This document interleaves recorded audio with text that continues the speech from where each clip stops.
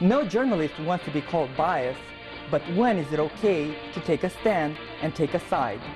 That's what we'll explore in this next report. Acclaimed journalists like Christian Amanpour and Anderson Cooper have reported from many hotspots on a variety of issues.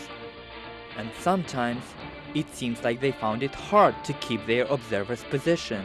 Amanpour was criticized by many colleagues from the New York Times after expressing her opinion on Yugoslavian war live on CNN in 1996. The constant flip-flops of your administration on the issue of Bosnia sets a very dangerous precedent.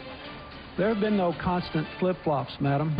When asked to comment by The Guardian, Amanpour said, "When you're neutral in a situation like Bosnia, you're an accomplice to genocide. You're either for truth or you're in the propaganda business."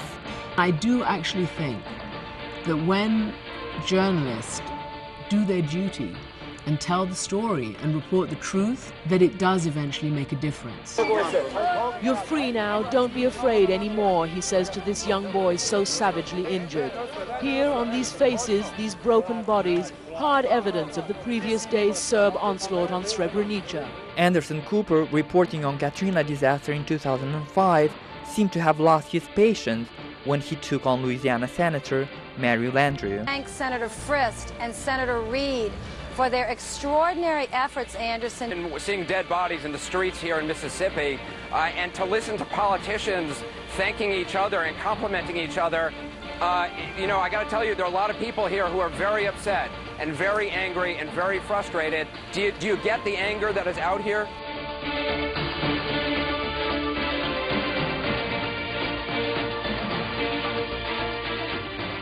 I sat down with KMIR6 reporter Jessica Flores to discuss the issues of bias in journalism, and here is what she had to say. A journalist has to be trustworthy, and if they continually leave out one side because they don't like it, because they have their own opinions about that side, then that's not a trustworthy person, that's not a trustworthy journalist. People aren't going to believe them. And nobody wants to say they have any bias, especially a journalist. But I would say is the trickier thing in journalism is remaining objective. And when do you stop being objective to be truthful? Sometimes journalists have to make the decision, maybe they've seen too much or they know what, the reality, and giving equal weight to two sides of the story isn't truthful.